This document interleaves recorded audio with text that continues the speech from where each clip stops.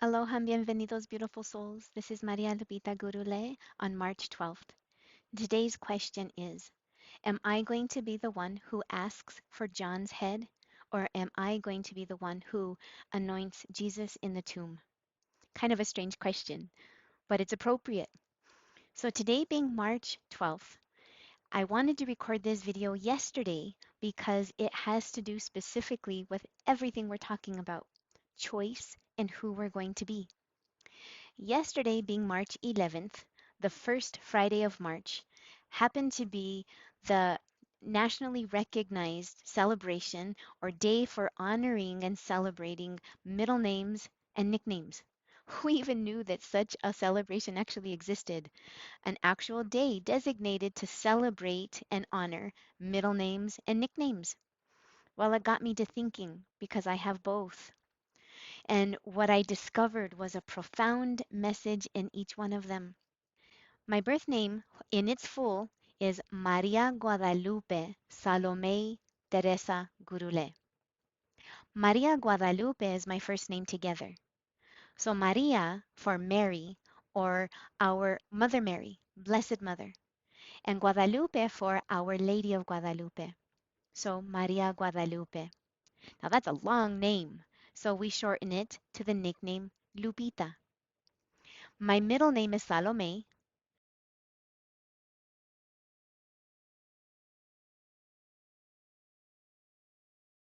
So Maria Guadalupe is my first name.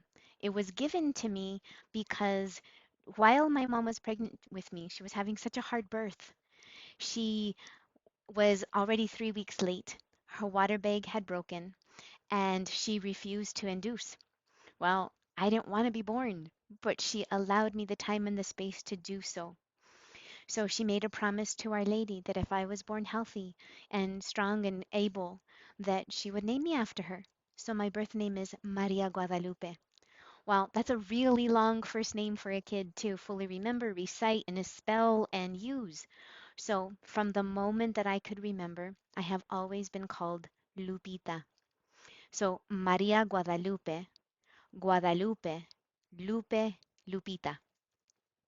So the suffix ita signifies that it's female and meaning little. So lobo in Spanish is the word for wolf, but lupo actually is for lupus, for Latin, which is wolf. So in Romanian and Italian, lupo means wolf. And given the name Lupita means little she wolf. Now, that brings me to the whole point of this story of how every single one of us has choice in how we are going to show up in the world. So, which little she wolf am I going to be? It reminds me of the Cherokee saying where it talks about two wolves.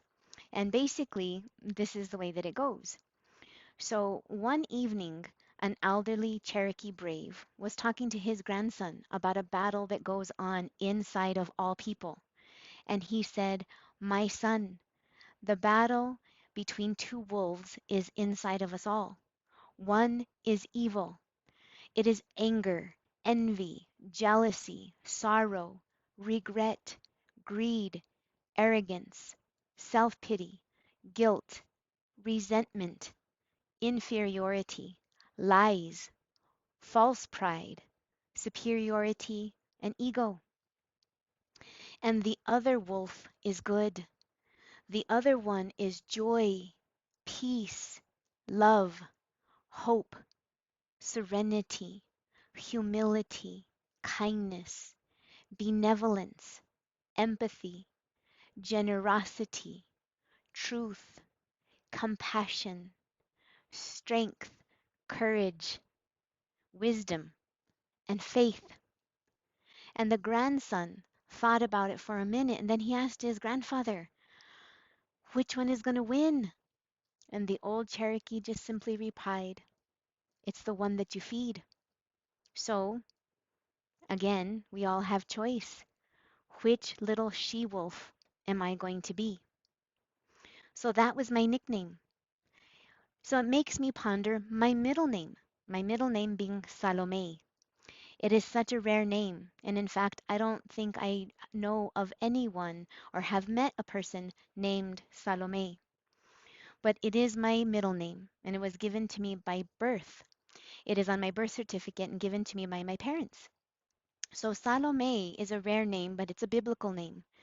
And Salome is mentioned twice in the Bible by two different disciples and two different gospels of Mark and Matthew.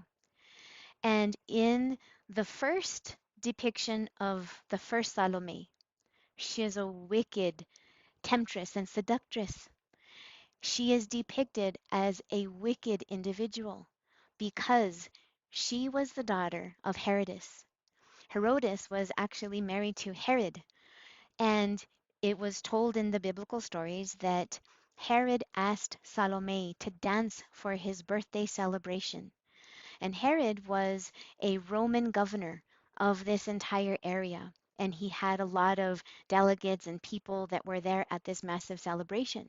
And he promised Salome that if she danced for him, he would give her anything she asked for. While her mother was also wicked. So Herodias asked for and told Salome to ask for John the Baptist's head. John the Baptist was being kept captive at that time. And because Herod, in front of all of his guests, had made that commitment and that promise and vow to give her anything she asked for, after she danced, she asked for his head, and there it was brought. You may have heard of Salome's dance. That's Salome. So she asked for John the Baptist's head. While the second Salome is depicted as a woman of devotion, a follower of Jesus. She was one of those who attended to Jesus' needs out of Galilee. So both Matthew and Mark tell of Salome that she was there around the time of Jesus' crucifixion. She is one of three women, Mother Mary, Mary Magdalene, and Salome, who were there just prior to his crucifixion and were the women who went to Jesus' tomb, carrying oils and spices to anoint Jesus in the tomb after his crucifixion. She was one of the women who discovered that Jesus was no longer in the tomb. So the second Salome, a woman of devotion. Which one am I going to be? The first Salome or the second Salome? I think we've already decided that. So this leads me to understand this greater, deeper message. It goes back to everything that I have been talking about. Am I going to be the one who calls for the head or anoints Jesus? Am I going to be the evil wolf or the good wolf? You've heard me mention that we live in two realities quite literally, that these two worlds and two realities are existing right now. One of them is the 3D world of material. It is a world of duality, polarity, opposites, and separation. The second is a world of unity, of harmony, of oneness, and of connection. In these two realities that we get to decide, they are part of us. That part of us that is asleep until we awaken is the part that feels alone, bitter, disconnected. It is like that demon on the shoulder, that negative judging voice. And in this other reality that we have potential to connect to, it is a self that is aware once we awaken. It is connected, mindful, observing. It is like the angel on the shoulder. It is that neutral and helpful, quiet inner voice. So in this moment, we get to decide, which little she-wolf am I going to be? And which Salome am I going to be? You know, this goes right alongside the video that I placed yesterday, which was, what do we do when life throws us for a loop? We get to decide. So I had mentioned in that video yesterday that on January 31st, we lost our brother. And in fact, these flowers that are here represent my loved ones. So my mama had a tradition of holding and wearing flowers in her hair. So when she passed away 4 years ago, I made this pink flower on her behalf. Super simple. Just an artificial flower just attached. And then 2 years ago, when our father passed away, I made it a little bit more elaborate, again to honor the tradition. So a pink flower to represent my mama, that my mom and my dad are united.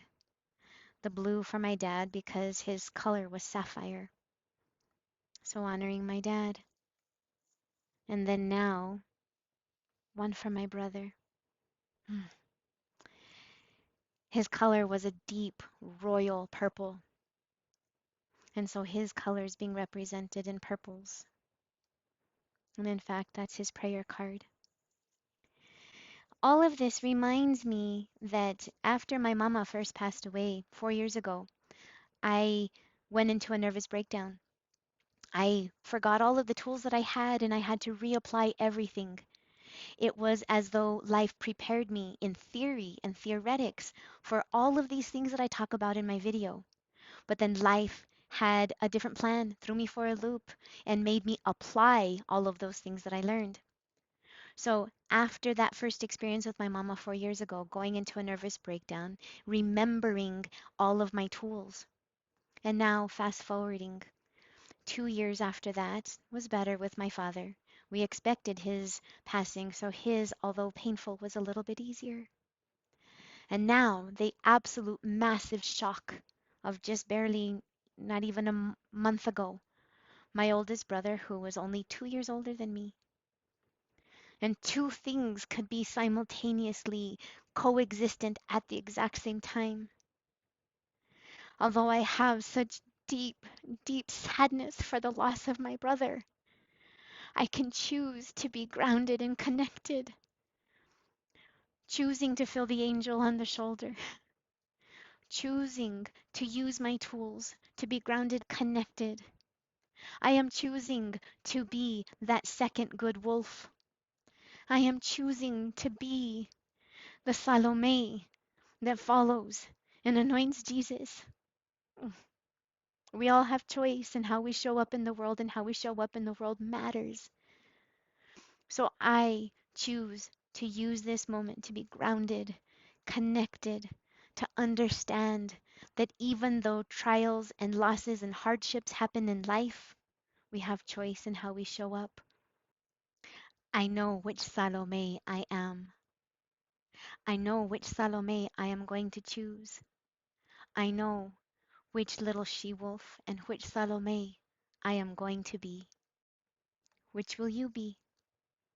Mm. Thank you so much for being here and allowing me to share.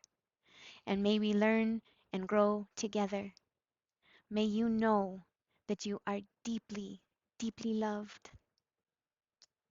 Blessings.